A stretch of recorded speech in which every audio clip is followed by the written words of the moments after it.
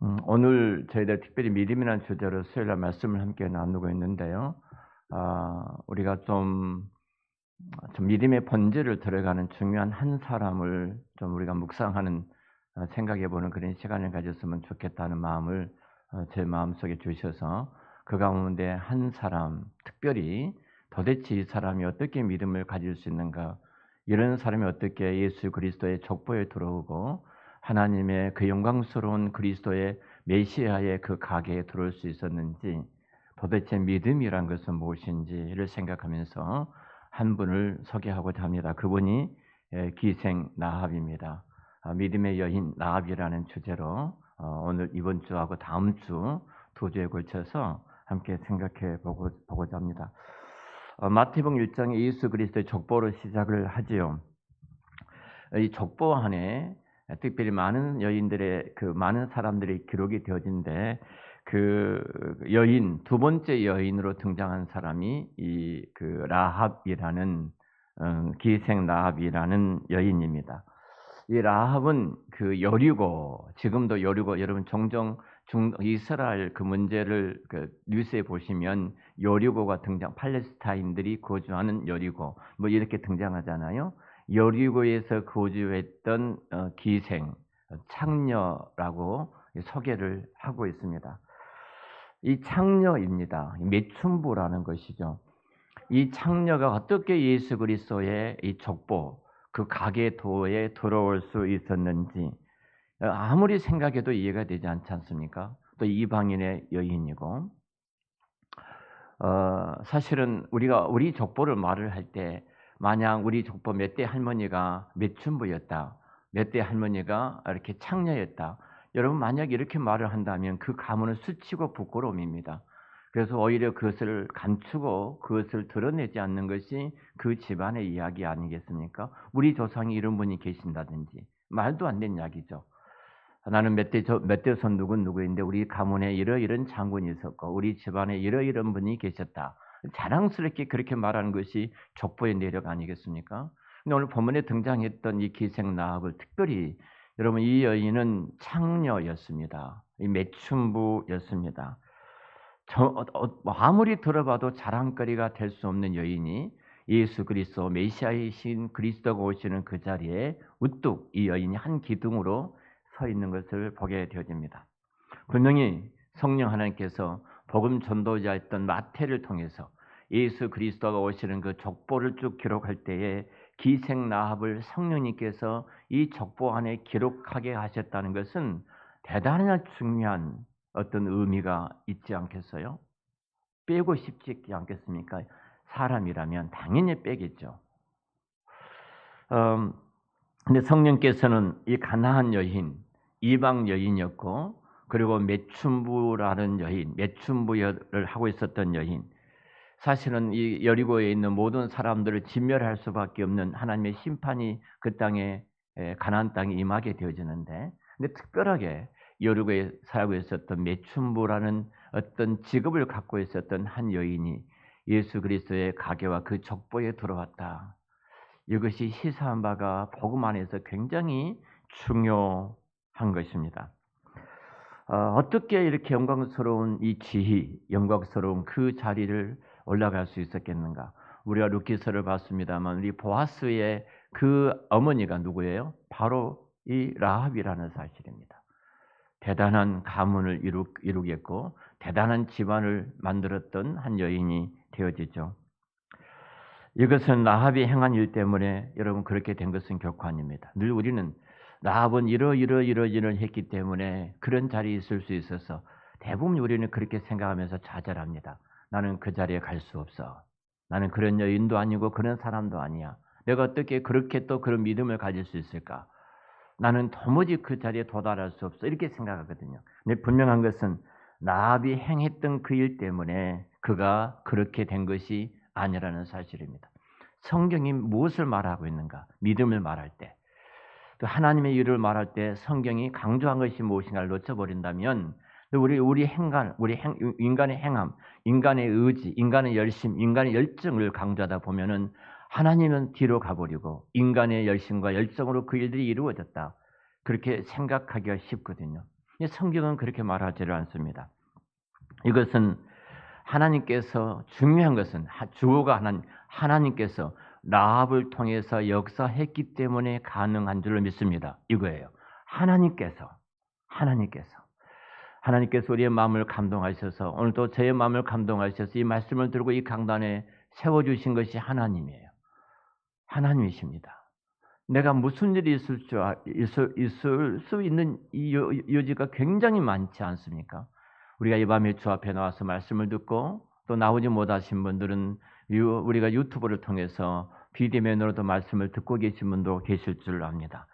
지금 분명한 것은 하나님이 역사하고 계신다. 내가 말씀을 듣는 자리에 있든 내가 예배하는 자리에 있든 내가 설교하는 자리에 있든 분명한 것은 내 의지와 상관없이 하나님이 역사하셨기 때문에 우리가 이 자리에, 이 믿음의 자리에 있는 줄로 믿습니다. 그러니까 라합은 하나님의 주권적인 은총의 증인이에요. 우리가 이 하나님 주권적인 은총의 증인으로서의 라합을 보지 못한다면 라합이 족보에 들어온 것도 우리는 퀘스천 마크를 찍을 수밖에 없고 또 라합이 그 자리에 갈 수 있는 것도 나는 더보니 늘 무너지고 또 무너지기 때문에 나는 그 자리에 도달하지 못하고 나는 결국 믿음을 버릴 수밖에 없을 것이다. 그렇게 생각할 수밖에 없습니다. 하나님께서 라합의 마음을 여셨기 때문에 라합이 그 자리에 있는 줄로 믿습니다. 하나님께서 그녀의 마음에 신앙을 주셨기 때문에 라합이 그 자리에 또 놀라운 믿음의 자리에 신앙의 영웅의 자리에 우리가 말하는 소위 영웅의 자리에 들어간 줄로 믿습니다. 이것은 하나님의 주권적인 사역, 하나님의 주권적인 사역의 증인으로서 라합이 우리 가운데 서 있는 것입니다. 그리고 더 나아가서 하나님께서 라합의 마음을 열어주셨어요. 정말 우리가 이 마음을 열어주시도록 우리 한 사람께 부흥의 문을 열어주시도록 하나님께서 한 사람께 은혜의 문을 열어주시도록 하나님께서 우리 한 사람께 어떤 모든 축복의 문을 열어주시도록 또 우리 가정에 그 문을 열어주시도록 하나님의 문을 열어주실 때 우리 직장이든 일터이든 사업장이든 우리 자손들이든 하나님께서 그 문을 열어주실 때 라합 같은 이 은혜의 자리에 우리가 들어가게 될 줄을 믿습니다. 지금 어떤 자리에 있다 할지라도 어떤 형편에 있다 할지라도 어떤 상황에 직면했다 할지라도 마음의 문을 열어주시면 라합의 자리에 우리도 가게 되어져요. 그것이 은혜입니다. 하나님께서 라합을 사용하셔서 가나안 땅의 문을 드디어 열어가셔요. 가장 중요한 이제 가나안 땅의 문을 열어야 되는데 누구를 통해서 이 문을 여느냐 이거예요. 누구를 통해서 문을 여는가. 분명히 여호수아가 두 정탐꾼을 보냈고 모세의 뒤를 였던 여호수아가 이때는 시딤에서 요단강을 건너서 이제 가나안 땅에 들어가 여리고성에 직면하게 될 테인데 그 가나안의 문을 열어야 되잖아요. 그 가나안의 문을 여는 여인으로 하나님께서 라합에게 은혜를 베풀어 주셨고 상녀했던 매춘부했던 라합이 그 가나안에 하나님의 그 복이 하나님의 생명 하나님의 나라가 이루어지는 데 있어서 라합이 문을 여는 자리에 있었다는 사실이에요. 여러분 얼마나 영광스럽습니까? 얼마나 복된 일입니까? 하나님께서 라합을 사용하셔서 가나안 땅에 문을 열어주시고 그의 택한 백성들이 이제 그곳에 들어가 그 땅을 소유하게 되어지는 이 일에 라합이 문을 여는 자리에 있었다. 바로 하나님께서 저와 여러분에도 우리 가정에, 우리 직장과 우리 일터에, 우리 사업장에, 우리 교회에 또 이 나라 이 민족과 열방에 그렇게 문을 여는 축복의 통로가 되시기를 우리 주의 이름으로 축복합니다. 그리고 하나님께서 이 라합을 사용하셔서 예수 그리스도의 가장 중요한 것은 메시아가 오는 길에 문을 여는 자리에 있었다는 거예요. 그 가족과 가문들이 다 살아가는 문을 열었고 그리고 이스라엘 백성들이 그 가나안 땅에 들어가는 문을 열었고 그리고 예수 그리스도이신 메시아가 이 땅에 오는 그 길의 문을 연 분이 라합이었어요. 라합. 이런 면에서 본다면은 하나님께서 얼마나 귀한 은혜를 라합에게 베풀어 주셨는가. 문을 여시는 하나님, 문을 닫으신 하나님, 닫혀진 문을 또다시 열어가신 하나님, 그 하나님께서 우리의 모든 문을 열어주시는 그 축복이 함께 하시기를 축원합니다. 어떤 사람의 인생에 나쁜 일이 생길 때 하나님께서 그 일이 잘 풀어지도록 문을 열어주고 계시지 않습니까? 이제 뭐 이렇게 사업의 일도 우리 이제 우리 유집사하고 같이 살고 있기 때문에 이제 종종 같이 이야기를 나눕니다. 한번 노고를 거꾸로 찍어가지고 회사에서 뭐 3천만 원 넘는 클레임이 걸릴 수밖에 없는 그 상황이었는데 그걸 수용하게 됐다고 그래요. 근데 또 나중에 그 400개를 또 추가 주문이 또 들어왔다고 그래요. 그러니까 단순히 그 문제만 해결된 것이 아니라 또 다시 더 이 일들을 해달라. 어떤 배터리를 이렇게 충전 배터리를 해달라. 그렇게 들어왔다고 그래요. 그러니까 하나님이 문을 여시면 됩니다. 할렐루야. 하나님이 문을 여시면 돼요. 내 눈으로 보지 마시고 절대로 문이 열려질 수가 없다. 절대로 이 어둠 시대의 한국교회는 이제 붕의 시대가 끝났다. 이제 모든 한국교회는 문이 닫혀 있다. 그래서 쇠퇴한 길만 남았다. 모두가 그렇게 말할지라도 하나님이 문을 여시면 한사람교회를 비롯해서 한국교회에 다시 부흥의 불길이 타오르게 될 줄로 믿습니다. 하나님이 문을 열어주셔요. 자, 오늘 특별히 이런 면에서 제가 몇 가지 주제로 말씀을 이 라합을 통해서 우리 믿음을 돌아보고 또 믿음의 역사를 함께 나누기를 원하는데 그 첫 번째가 하나님께서 라합의 문을 열고 계신 그리고 열어서 그녀에게 라합에게 믿음을 주시는 하나님이란 주제 하나고요. 우리가 믿음이란 주제로 지금 말씀을 듣고 있기 때문에 또 하나는 라합이 살아있는 믿음을 통해서 그 여리고의 문을 여시고 가나안 땅의 문을 여시고 그리고 메시아신 예수 그리스도가 이 땅에 오는데 문을 여시는 하나님 이런 주제를 갖고 그 믿음의 역사가 어떻게 하나님께서 이루어가신가를 생각해 보겠습니다. 먼저 라합의 마음의 문을 여시고 그녀에게 믿음을 주시는 하나님의 주권에 대해서 말씀을 생각해 보겠습니다. 자, 이스라엘 백성들은 하나님께서 아브라함과 이삭과 야곱에게 약속하셨던 그 땅 입구에 이스라엘 백성들이 드디어 도착하게 되어집니다. 그러니까 믿음의 조상 아브라함에게 약속하셨던 이제 450년이 지난 이후에 그 언약 약속하셨던 그 언약이 드디어 큰 민족을 이루고 그리고 가나안 땅에 들어가기 직전에 이제 모든 백성들이 앞에 서 있습니다. 그 땅은 하나님께서 이스라엘 백성들에게 어찌 보면은 애굽 땅에서 그 종되었던 땅에서 벗어나게 하시고 주시기로 약속하셨던 그 땅으로 이스라엘 백성들을 이끌고 낮에는 구름 기둥으로 밤에는 불 기둥으로 이 백성들을 이끌어 가고 계시죠.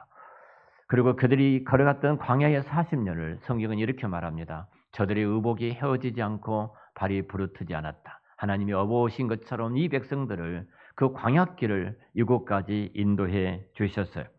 그리고 드디어 이들은 가나안 땅 입구에 이제 드디어 그들의 발걸음이 멈춰 있습니다. 그런데 이때만 가나안 땅 입구에 있었던 적이 아니에요.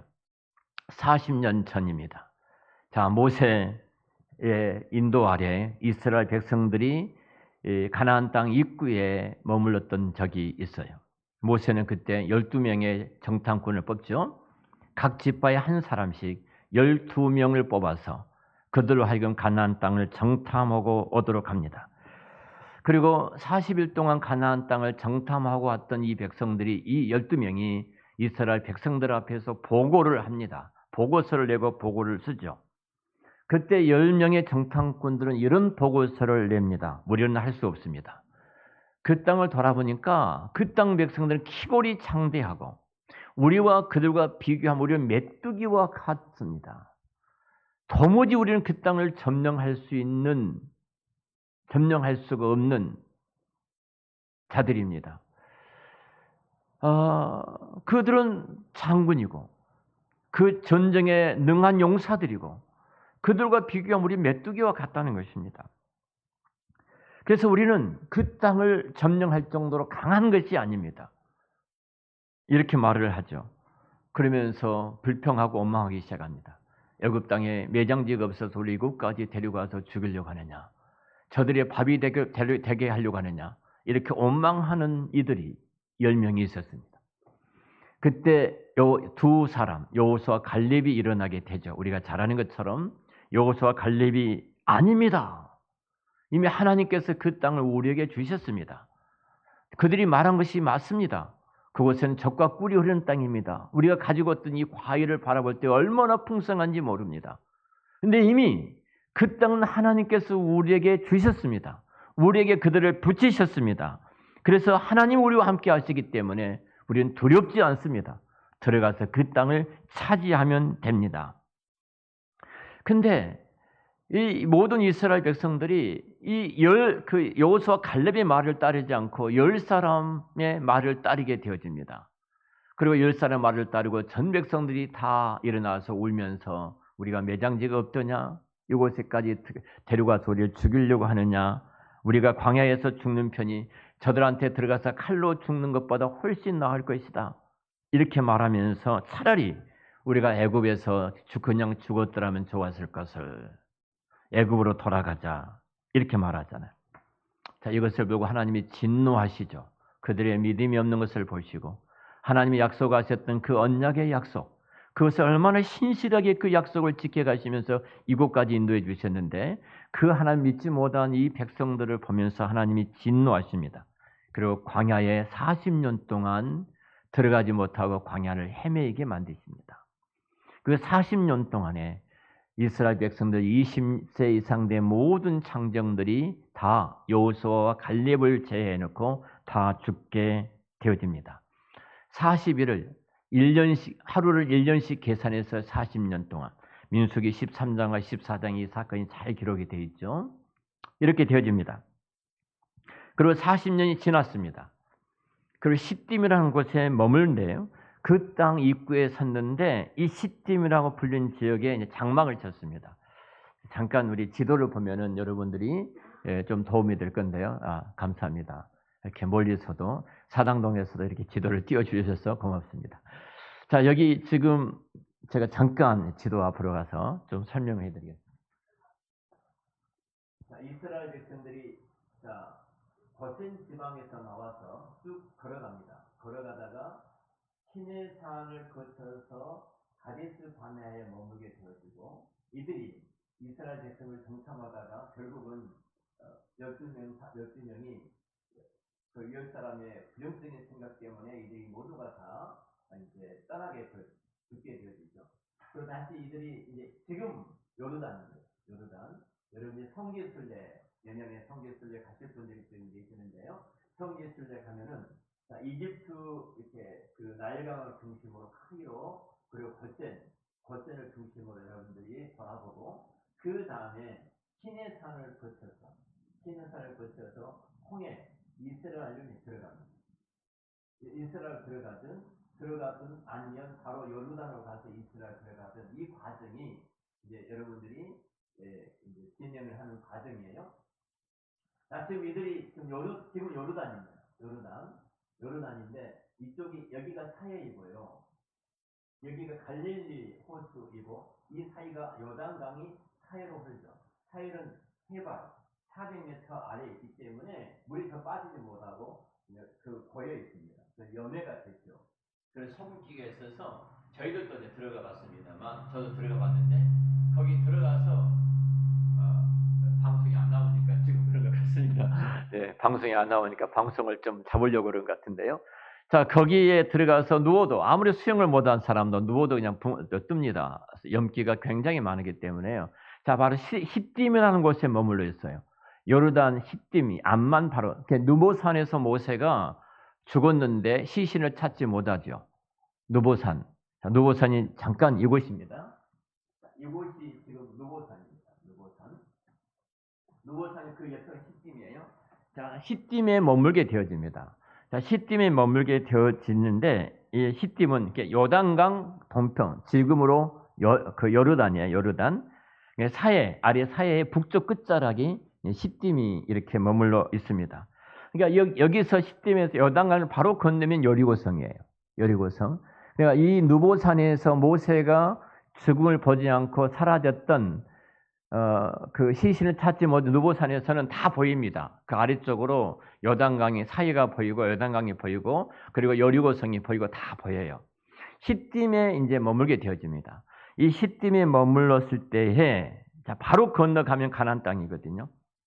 그때 여호수아는 그가 12사람을 모세가 보냈지만 정탐하러 보냈지만 특별히 이 땅에 두 정탐꾼만 보냅니다. 이 두 정탐꾼만 보낸 것이 본인이 여호수아와 갈렙이 그런 생각을 했던 것 같아요. 가나안 땅을 정탐하고 돌아왔을 때 본인과 갈렙이 함께 긍정적인 말을 하고 믿음의 말을 했던 것처럼 신실한 믿음의 사람 두 사람만 선택해서 가나안 땅을 정탐하러 보내되죠. 그러니까 이 여리고는 그 가나안 땅을 들어가는 초입에 있습니다. 굉장히 중요한 그 요새이고 중요한 위치에 있습니다. 이것을 정복해야만이 가나안 7족속들을 다 정복하고 가나안 땅에 이스라엘 백성들이 정착할 수가 있거든요. 전술적으로 굉장히 중요한 자리가 바로 그 자리입니다. 그곳은 큰 도시가 아니에요. 가보면 저희들은 그 여리고에 들어가지 못했어요. 팔레스타인 지역이기 때문에 위험 지역이라 해서 저희들이 갔을 때는 들어가지 못하고 밖에서만 그 성 밖에서만 여리고를 이렇게 봤습니다. 면적은 넓지 않습니다. 1만 평 정도 되니까 저희 교회가 125평이니까 1만 평이면 이 125평이 한 100배 정도밖에 되지 않는 100배인가요? 1만 평이면 만, 10만, 100만, 만, 천, 100, 1000만. 그러니까 그렇게 큰 넓은 땅이 아닙니다. 작은 어떤 도시예요. 근데 강력한 중요한 요충지입니다. 굉장히 중요한 요충지예요. 아주 그 성벽도 마차가 양쪽으로 다닐 정도 6m 정도 되는 고고학자들이 발견했던 그 성벽이 굉장히 경관, 지금 만리장성처럼 경관 성벽이 쌓았던 곳이 바로 여리고예요. 이 벽은 원형으로 이렇게 지어졌습니다. 원형으로 지어져 있어요. 그리고 이제 모세가 죽고 나서 여호수아가 지도자가 된 이후에 바로 여기 시딤에서 두 정탐꾼을 택하여 그 가나안 땅을 정탐하러 보냅니다. 가서 그 땅 바로 특별히 여리고를 정탐하고 오라 이렇게 보냈어요. 이 정탐꾼들이 이제 요단강을 건넙니다. 시딤에서 요단강을 파며 몰려 건너서 그 길을 이제 걸어간 다음에 여리고성에 들어가게 되죠. 그리고 여리고성에 들어가서 라합이라고 불리는 창녀의 집에 들어가게 되어진 거예요. 정말로 여러분 우연처럼 여겨지지만 우리는 우연이 아닌 것을 믿잖아요. 이 신실한 믿음의 사람들이 걸어가는 길에 하나님께서 앞서서 이스라엘 백성들 불과 구름기둥으로 인도해 가셨던 것처럼 특별히 믿음의 이 사람들이 걸어가는 그 길에 기생 라합의 집으로 하나님께서 이끌고 들어가게 하신 거예요. 일반 상식적으로 이렇게 생각할 수 있어요. 자, 이들이 여리고성에 몰려 들어갔습니다. 여행객으로 가장하고 몰려 들어갔어요.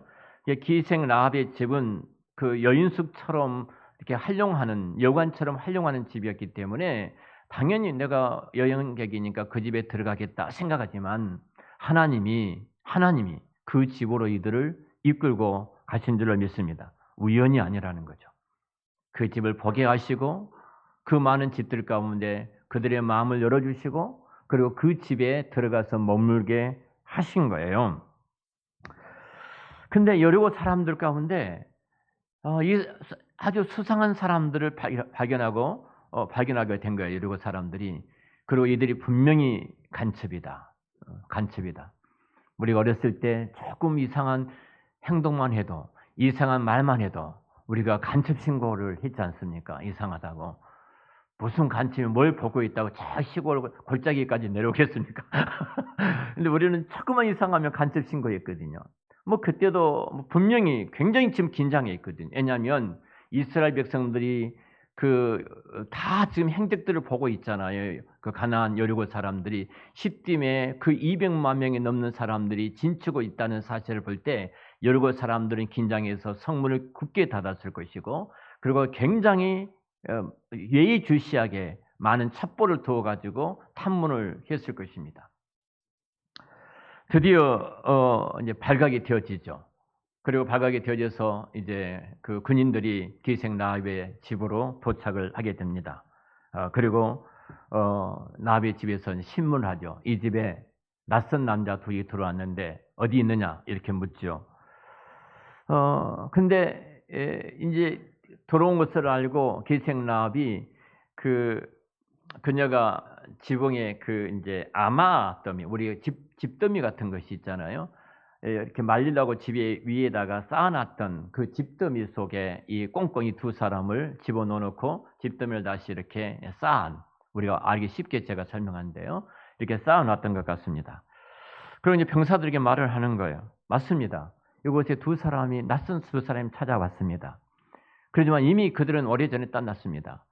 당신들이 지금 그를 빨리 추적해 가야 됩니다. 빨리 따라가야지 잡을 수 있기 때문에 빨리 추적해야 됩니다. 이미 떠났습니다. 그리고 병사들을 따돌리죠. 따돌려서 두 정탐꾼을 숨겨 주었습니다. 자, 중요한 것입니다. 왜 라합이 그렇게 했느냐는 겁니다. 여러분, 이렇게 한 것은요, 생명을 내건 위험스러운 일이에요. 왜 라합은 이 병사들을 넘기지 않았을까? 왜 넘기지 않았을까? 당신들이 찾고 있는 사람이 우리 집 지금 2층에 그 집더미 속에 숨어 있습니다. 이렇게 말하지 않는 이유가 도대체 무엇일까? 왜 그렇게 말을 하지 않았을까? 아마도 그녀에게도 분명히 신고를 하게 되면, 우리가 간첩 신고하면 5천만 원, 간첩 신고하면 1억 막 이렇게 하지 않습니까? 이렇게 간첩을 신고했을 경우에 왕으로부터 큰 보상을 받을 수도 있었을 것입니다. 근데 그 보상을 다 거절하고 신고를 하지 않습니다. 뿐만 아니라 민족적으로 반역죄인이 되어집니다. 적군을 숨겨주었기 때문에. 적군을 숨겨준 것은 내 민족과 내 저국을 배신하는 행위거든요. 우리가 밀정이라는 영화를 봤습니다만 그 밀정을 볼 때도 얼마만큼 숨어가지고 우리 독립운동한 사람들을 그렇게 잡아들이고 죽이는 자리에, 또 이렇게 끄집어내는 자리에 했던 일들 우리가 잘 알지 않습니까? 민족들을, 저국을 배신한 배신의 행위이거든요. 이렇게 반역을 한 사람들은 극렬한 처벌을 받을 수밖에 없을 것입니다. 만약 우리 가운데 그런 사람이 있다면 우리는 그를 불쌍히 여기지 않을 것입니다. 최근에 독립에 대해서도 좀만 시끄러운 일들이 있습니다만, 만약에 밀정이 있다면은 우리는 그 사람을 유다처럼 예수님을 팔아 넘기던 자라고 생각할 것이고, 우리 민족을 넘겨주었던 이완용 같은 사람이라고 그렇게 말을 할 수도 있을 것입니다. 그리고 법정이 최고의 형으로 그를 처리하도록 요구를 전 국민들이 그렇게 할 것입니다. 라합에 대해서 우리가 뭐라고 말을 해야 되냐는 거예요. 이 라합에 대해서. 자, 중요한 것은 무엇이 라합의 마음을 그렇게 움직였을까 하는 부분. 무엇이? 목숨을 내건 일 아니겠습니까? 내 민족을 넘긴 것까지는 생각하지 않을 수도 있겠지만, 내 민족 편에 서지 않는 매국노의 행위를 하고 있는 일이 아니겠습니까? 근데 왜 라합은 그렇게 행동했을까? 그에 대한 답은 한 가지밖에 없습니다. 딱 하나. 이스라엘 하나님을 믿었기 때문입니다. 우리가 세상에서 아무리 어떤 말을 해도요, 내가 하나님을 믿고 있기 때문에 내가 바보 같은 말을 들어도, 내가 많은 손실과 내게 많은 손해가 온다 할지라도 내가 거기를 선택해서 걸어갈 수 있는 것은 딱 하나예요. 내가 하나님을 믿고 있기 때문에.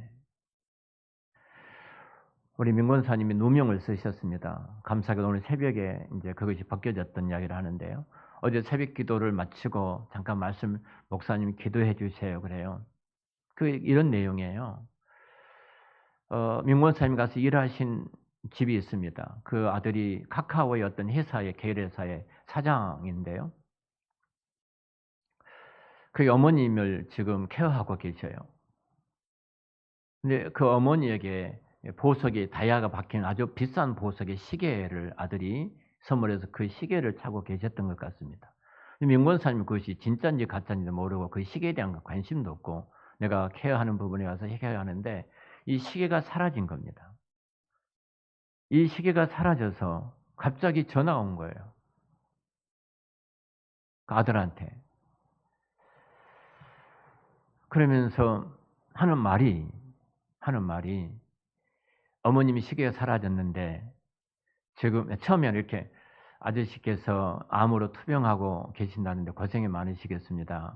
그렇게 말을 하면서 어머님이 시계가 사라졌는데 그 시계를 팔아서 암 그 치료비에 보태시려고 가져가셨다면 그 시계를 그냥 내놓으시면 제가 치료비를 드리겠습니다. 이 말을 한 거예요. 돌아버린 거예요. 근데 이번 이 할머니가 교통사고가 나 가지고 뭐 이렇게 막 붙이고 있었다고 그래요. 뭐 이렇게 여러 가지로. 그 민권사님 딱 하시는 말씀이 나는 예수를 믿는 사람인데 하나님이 알고 계십니다. 그리고 모든 내 동선을 CCTV가 다 보고 있으니까 우리 집에까지 다 뒤지십시오. CCTV를 다 확인을 하십시오. 그리고 내가 그 돈을 갖고 가서 내 남편 암 치료비로 넣는다고 해서 하나님이 치료해 주시겠습니까? 그 돈으로? 만약 이것이 사실이 아니라면 어떻게 책임지려고 이렇게 말씀을 하십니까? 저 닮아서 참 똑똑하셔요. 대단하게 말씀을 잘하셨어요. 감사하게도. 그러면 전화가 다시 왔답니다. 너무 죄송하다고. 전화 미안하다는 말을 잘못했다 미안하다는 5번이나 한 것 보니까 찾은 것 같다는 거예요. 민권사님의 입장에서는 찾은 것 같다고. 그래도 마음이 아픈 거예요. 내가 당신들과 교제한 시간이 얼마인데 사람을 그렇게 충분히 납득이 이해는 할 수 있다는 거예요. 마음은 이해가 되지만 내가 지금 얼마나 아픈데 내 남편이 아파서 얼마나 아픈 시간인데 어떻게 이렇게 말할 수 있겠는가. 어제 새벽 끝나고 그래서 기도 부탁을 이 말씀하는 내가 마음이 무너지더라고요. 너무너무 고통스럽더라고요. 마음이 아파요. 그랬다 한마디였습니다. 권사님, 우리 앞에는 하나님이 계시지 않습니까? 오늘 아침에 이제 그 전화를 받으셨다 말씀을 하더라고요. 여러분, 분명한 것은 하나예요. 사람의 마음을 우리가 하나님을 믿지 않는다면 우리는 별 생각도 다 하고 별 일도 아니 우리는 하나님 믿어도 그런 생각들이 늘 들어갔다 나갔다 하는 존재들입니다. 우리는 소망이 없고 희망이 없는 존재들이에요. 지난주에 설교를 듣고 한 형제가 답이 왔습니다. 뭐 이렇게 유튜브로 예배를 드렸던 신실한 형제가 글을 써서 보냈어요. 목사님, 내가 늘 교만합니다. 내가 늘 내 계획대로 내 인생을 디자인해서 살아가려고 하는 교만함이 있습니다. 그럼 늘 넘어집니다. 분명히 우리의 결심과 우리의 결단으로 우리가 하나님을 섬길 수 있다 없다? 섬길 수 없다. 우리 결심과 우리의 결단이 돌았으면 우리는 그 결단과 결심은 사라져버리고 우리 엉뚱한 자리에 있었던 진짜 이스라엘 백성들이 다음 주 말씀이 그겁니다만 그 사사기 보면은 그 7번에 반복되어서 나오는 사건이 있잖아요. 태평하고 평안하면 태평하고 평안하면은 배교하고 하나님을 떠났다가 징계를 당하고 책찍에 맞으니까 다시 회개하고 기도하고 이 사이클이 7번이나 7번이라는 것은 인간에게 소망이 없다는 거예요. 7이라는 사건을 특별히 사사기의 기록에서 이 땅에 살아가는 모든 인간들의 실존을 그렇게 말씀해 주신 것이 인간은 악하다는 거예요. 돌았으면 넘어져요. 돌았으면 범죄예요. 돌았으면 우리는 어떤 사건과 실수를 하는 존재들이에요. 결국은 하나님의 은혜로 내가 이 자리에 있기 때문에 그래요. 내가 답을 했습니다. 나도 하루에 수십 번, 수백 번 무너지는 죄인이다. 내 안에는 아무런 소망과 희망이 없다. 내가 이 자리에 이곳에 있는 것은 다 하나다. 하나님 그분이 나를 붙잡아 주시기 때문에 내가 이 자리에 있는 것이다. 그래서 하나님이 우리가 다른 건 요구야. 너 이렇게 섬겨라 말씀하지 않고 하나 딱 요구하고 계신다. 내 마음을 나를 향하라. 우리는 주님 앞에 바라보는 것밖에 없다. 이 글을 제가 답을 했습니다. 여러분, 하나예요. 하나님의 그 자비입니다. 기생나합이 이렇게 믿음으로 반응할 수 있었던 건 딱 하나예요. 하나님의 자비, 하나님의 긍휼, 하나님의 주권적인 그 은혜로 이방인 이 창녀의 마음에 문을 여시고 그녀에게 믿음을 주신 줄로 믿습니다. 그것이 하나님께 대한 자신의 신앙의 고백을 할 수 있었던 거예요. 말씀을 오늘 여기까지 드리고 또 다음 시간에 이어서 계속 말씀을 나누도록 하겠습니다. 우리가 돌아보면 결국 그랬습니다. 주께서 내 마음을 문을 열어주셔서 우리가 그 자리에 가게 된 것이고 내 발걸음 인도해 주셔서 그곳에 머무는 것입니다. 내 똑똑함과 내 잘남과 내 신앙의 실력과 믿음의 실력으로 우리가 걸어가는 사람이 아니라는 것입니다. 두 정탐꾼의 발걸음을 그 많은 집 가운데 하나님께서 그 집으로 인도하셨고 그 집에 이미 하나님께서 마음의 문을 열었던 한 여인, 그리고 상처나지 단순히 우리 지역의 신, 이 땅의 신이 아니라 하늘과 땅의 하나님으로 고백하게 하는 그 믿음을 갖고 있었던 한 여인의 집으로 발걸음을 이끌어 가셨던 하나님, 그 하나님의 은혜가 있었기에 이 두 정탐꾼은 이곳에서 어떤 것도 보고 있지 않았어요. 그 땅의 여리고의 군대 시설, 그들의 전력 전술들, 우리가 저들과 전쟁에서 싸울 수 있는 저들의 허점을 찾기 위해서 들어갔던 저들은 하나도 보지 않았어요. 딱 한 고백만 갖고 나왔어요. 하나님은 상천하지의 유일하신 참된 하나님이십니다. 그리고 이 땅을 이미 하나님께서 당신의 손에 넘겨주었습니다. 기생, 매춘부였던 한 여인의 입에서 나왔던 그 고백, 이 고백, 그리고 하나님께서 마음을 열어서 고백하게 하시고 그 마음을 열어서 하나님의 위대하신 손길을 이루어갔던 것을 보게 됩니다. 우리가 잘나서 이 자리에 온 것도 아닙니다. 우리가 뛰어나서 신앙과 믿음을 지켜나가는 것이 아닙니다. 하나님의 은혜입니다.